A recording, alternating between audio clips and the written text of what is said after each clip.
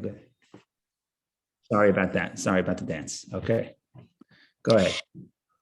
Yeah, I had a question about the actual process of borrowing. Does it matter if the person you borrow from is on the field together with you plowing? So that was another exception. That was another Yeah. exception. That was the other Another- exception. That exception actually was written explicitly in the Torah. Im ba'alav imo, if the owner is with him, with the borrower, then he doesn't pay. So that's an exception. I remember, I think we discussed it at least a little bit. In the past. we did. I'm sure we'll get back to it. We'll get back to it because I'm sure it will come up again. That is also difficult to explain. Why exactly that would be, especially according to the halacha, which is they don't even have to be there the entire time if the owner is there part of the time. So once you get into the details, that exception is something that has to be analyzed. But yes, correct. So you're right. There's two exceptions really. So the Torah says the exception if the owner is with me, but here, if the owner is not with me, I'm liable to everything except if it dies while I'm doing the work. So why don't we look at Rambam? We read this last time, because it's still in the first section. We read it last time. At least we read this part of it. I think we read this part of it, and then we'll read it, and then we'll analyze, offer some commentary, and then if we have time, we'll go to the next section as well. Okay. So the first, we're in 1, right? So it's the laws of She'ela, borrowing, chapter 1, halacha 1. Within halacha 1, we did the first paragraph, which establishes that the borrower is always liable. Now we get to section 2 and 3, paragraph 2 or 3 of section 1, which give us this important exception that if I borrow something and it dies or breaks while I'm doing the work which I borrowed it for, then I'm not liable. So here we go. When does the above apply? When the loss due to factors beyond his control does not take place while the borrower is working with the animal. If, however, a person borrows a colleague's animal to plow and it dies while plowing, the borrower is not liable. If, however, the animal dies before he plowed with it, or after he plowed with it, or he rode upon it or threshed it, and the animal died while he was threshing or riding. So here's a new point. The new point is, if I change, I borrow your animal to plow, and instead I ride on the animal, and then the animal died while I was riding. So here, Maimonides clarifies, even though it's not, I don't think it's clear in the Talmud, but Maimonides clarifies and says, when the Talmud says, I don't have to pay if it died while I was doing the work, Maimonides says, yeah, but that's the work that I borrowed it for, right? If I make a change, I borrowed it for you in order to plow. I tell you, can I borrow your ox? I want to plow. And instead I ride on it and it dies while I ride on it. This I would be liable because I changed from what I said I would do, right? So here we go. Or he rode upon it or threshed with it, and the animal died while he was threshing or riding. The borrower is liable to make financial restitution, right? Because what happened? It died after I did the work, or before I did the work, or I changed the type of work that I told you I would do. In all those cases, the borrower is liable. Similar laws apply in all analogous situations. Now, even though the Talmud uses the term dying, we're going to see the same thing applies to other objects that are not animals. If I borrow a tool to chop down, I borrow your axe to chop down the tree, and while I'm chopping down the tree, the axe breaks. Okay, so now the axe, quote unquote, died while doing the work. So I'm not liable. So that's what's going to happen in the third paragraph. Similarly, if a person borrows an animal to travel to a particular place and the animal dies under him on that journey, he borrows a bucket to fill water with it and it falls apart in the cistern while he is filling it, right? Can I borrow your bucket? And I'm filling up the water and the bucket falls apart. The string falls off or whatever happens. He borrows a hatchet to split wood and it breaks because of the chopping while he is splitting the wood. He is not liable. Similar laws apply in all analogous situations. The rationale. Here is the rationale. And we have to figure out exactly what the rationale is, but this is the rationale. The rationale is that he borrowed the article solely to perform the task, and he did not deviate from his original request. Right? I came to you and I said, could I borrow your axe? I borrowed it in order to chop the tree, and I did exactly what I said I would do. So therefore, I'm not liable. Now, if you ask me, this is not so much of a reason, this is a description. This is the criteria of when the borrower is not liable, because I borrowed a specific task and I didn't change. But even that, why? Why? The question why still arises, and there are multiple interpretations. We'll give two. But that's where we are right now. So just to summarize what we did the last couple of minutes, we have an important exception. If I'm the borrower, usually I'm responsible for everything, no matter what happens, no matter if it's in my control or not in my control. If I'm the borrower, I have to pay. The exception is if it dies, quote unquote, dies while I'm doing the work. So I borrowed it for a certain purpose and it broke or died while I was doing that exact thing. In that case, I'm not liable. And the question is why? Maimonided says, why? Because I borrowed it for this purpose and I didn't change. Okay, so what does that mean? I still get all the liability. Why don't I get all the, I still have all the benefit. Why don't I get all the liability?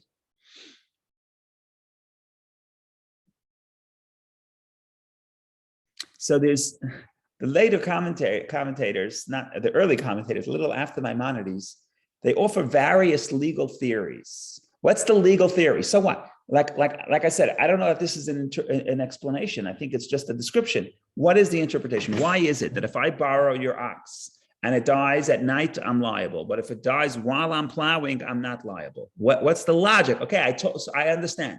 I told you that I'm going to use it to plow the field, and you agreed. But what is the legal theory? So there's different interpretations. I chose two. There's a whole list, but I chose two. There's one interpretation is from Nachmanides and others, but I'm going to quote Nachmanides. Ramban, Moshe ben Nachman. Nachmanides says like this. He says, I borrow from you. I am always liable. That's true. But there is an exception, a logical exception. The exception would be if the lender was negligent. Usually, if there's someone who's negligent, the negligent person is guilty, right? So let's say I borrow your donkey, and the donkey needs to be fed a certain diet for health. I don't know about it, and the animal died. I'm not going to have to pay because you were negligent. You didn't tell me this critical piece of information, right? There's an example, and let's say the animal was missing back teeth. It was hard for it to eat. So you have to give it different type of food, right? If you would give it to me, the animal, and not tell me that information, of course I won't be guilty because you, the owner, are negligent. And if you're negligent, you're responsible, right? So that's the logic. The Torah doesn't have to state that. If the lender is negligent, the borrower is off the hook. Says Nachmanides, if I borrow this ox from you, and I told you while I borrowed it, I told you while I'm using it, and what I'm using it for. I'm using it to plow the field. It died while plowing the field. What does that tell you? That it was never able to plow the field. I had no way to know that.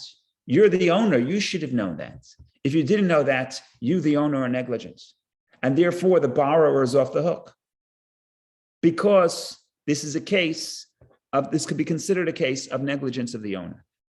So that's the legal theory, right? We need a legal theory. You can't just say, I borrowed it I borrowed it to plow and the animal died while I was plowing. Okay, but so what? Doesn't matter. I get all the benefit. I should get all the liability. The answer is, oh no, you were negligent. You're the owner. If I told you I'm using it to plow and you knew that this animal can't plow, or either you knew or you should have known that this animal can't plow in these conditions, then you're negligent. The owner is negligent. The borrower is off the hook. That's one legal theory. And we have another legal theory that seems similar, but it's a little bit different. Another legal theory is that there is in all matters of law, there's a doctrine of someone who does something on a mistaken premise. I forget the term in English, but it's a mistake. I thought I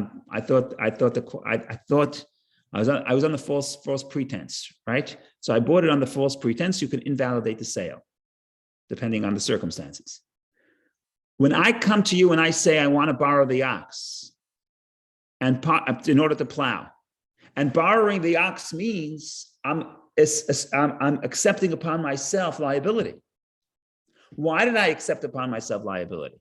I accepted upon myself liability because with the intention that the animal could plow this field. That's why I told you what I'm using it for.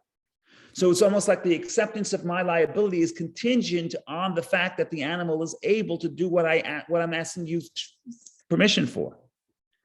If it turns out that the animal is unable to plow the field, then that means my acceptance of liability was under false pretense. If it's under false pretense, it's not binding.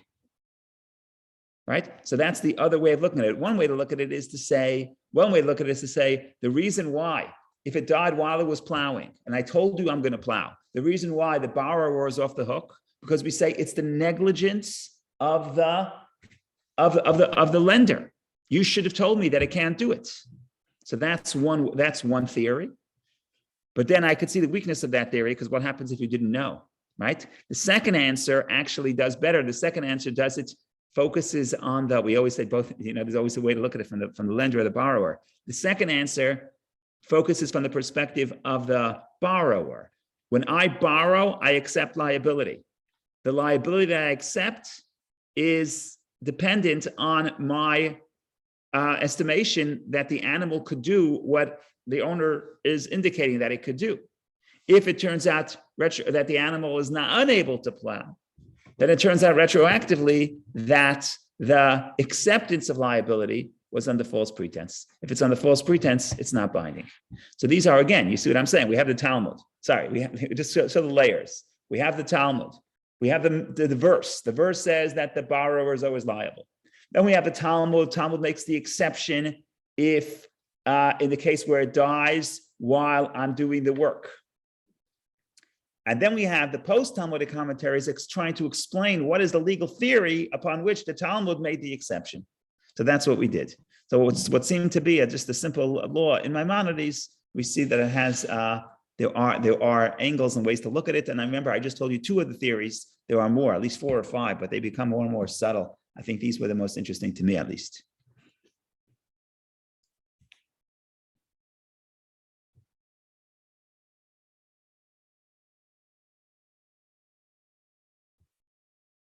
Okay, one more question to analyze.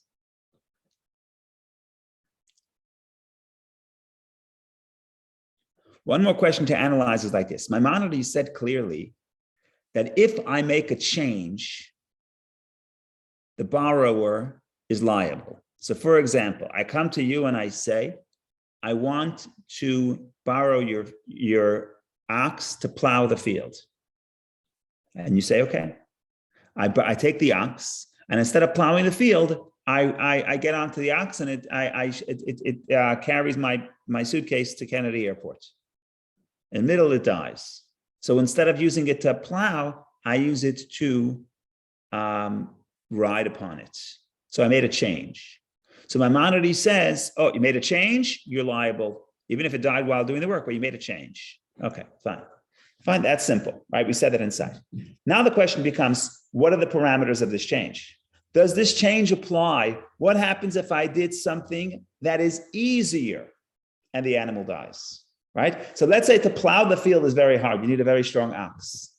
But I make a change. I'm just going to ride around the corner to Greenwich Avenue to pick up a Starbucks coffee, right? It's even easier.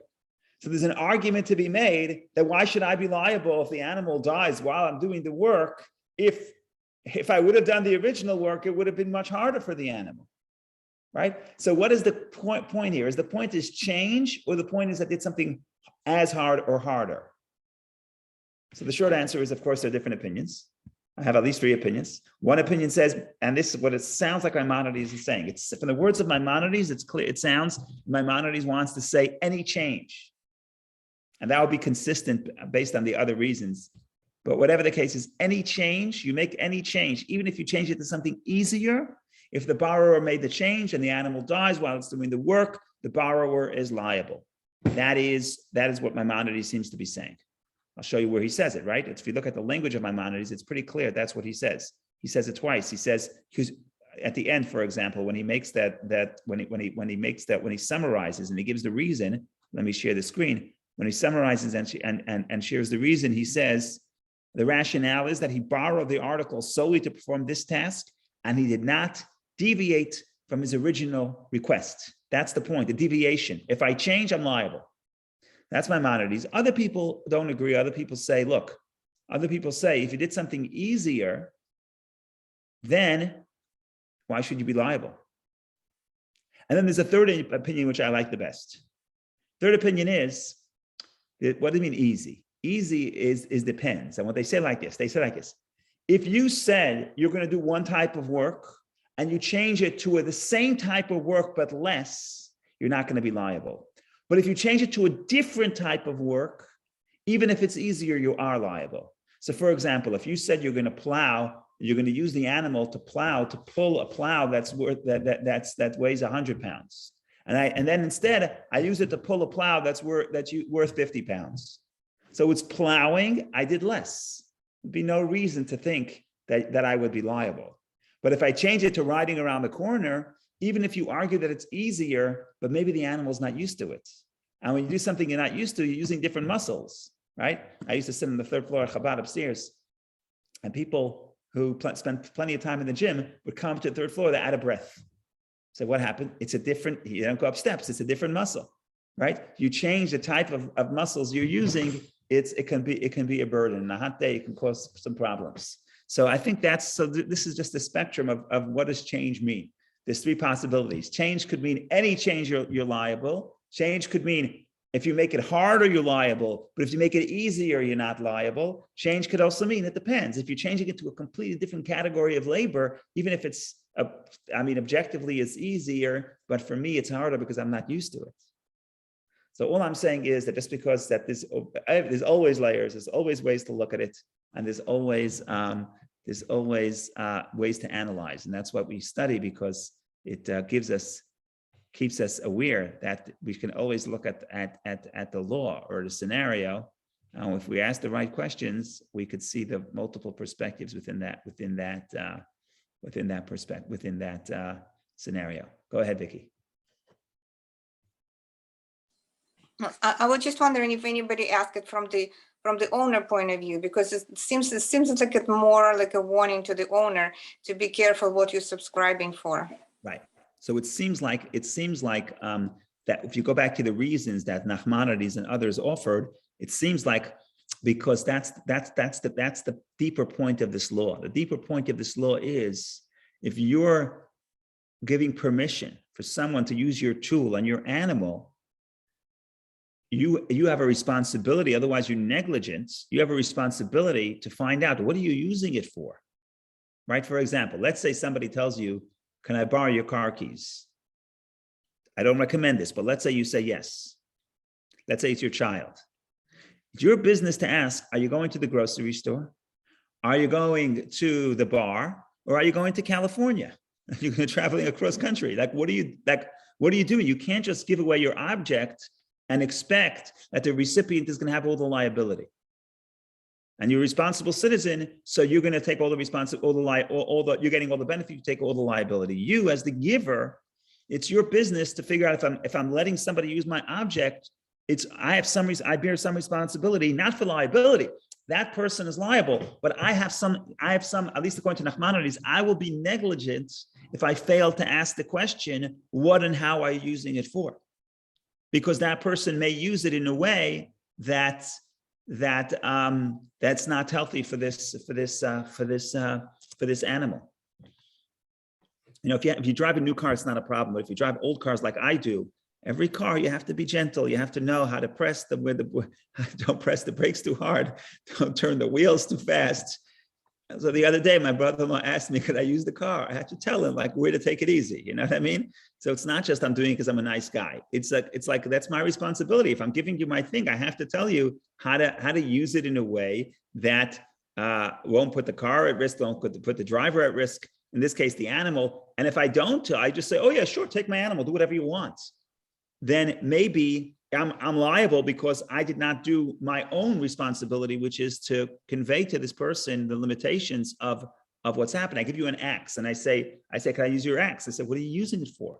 Are you using it for a tree that is, I don't know, a certain diameter or one that's much larger, right? So you have to be able to know what are the conditions that it's being used in.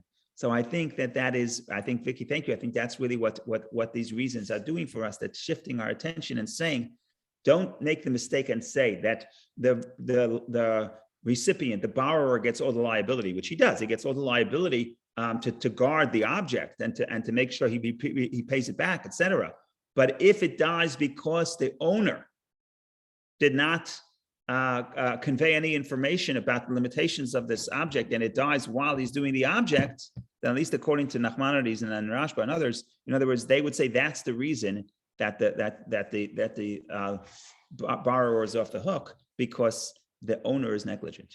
So the bottom line is, when you give something, don't be afraid to ask, what is it being used for? Not because you're just nosy, but you're trying to be controlling, but because that's your responsibility to the object that you own. And the Torah, as we discussed some in the past, but the Torah is very careful about a person should respect their possessions, because every possession has a purpose, and you can't be destructive about it. So you can't be indifferent. But also to the person who's borrowing, if that person doesn't have the proper information, he may end up being liable when, had he known that this animal is not capable of doing this, he wouldn't have done it. So again, we're looking at the scenario, and we're saying, trying to figure out that even when the Torah is telling us that all the liability goes to the borrower, the sages are saying, slow it down. And that means all the liability for the guarding. But if there's a critical piece of information that he could not have known, and the lender had that information, the lender has to share it. So that's the story in short. I'm sorry, we're going to stop a little early today. But God willing, next week we'll do one more week on the Maimonides, and then, unless I'm doing the math wrong, we start the JLI, which should be very exciting, called the values behind Jewish civil law, or something like that. But it's I'm very excited about that. So that should be, I think, in 2 Tuesdays. But next Tuesday we're still with Rambam, Maimonides.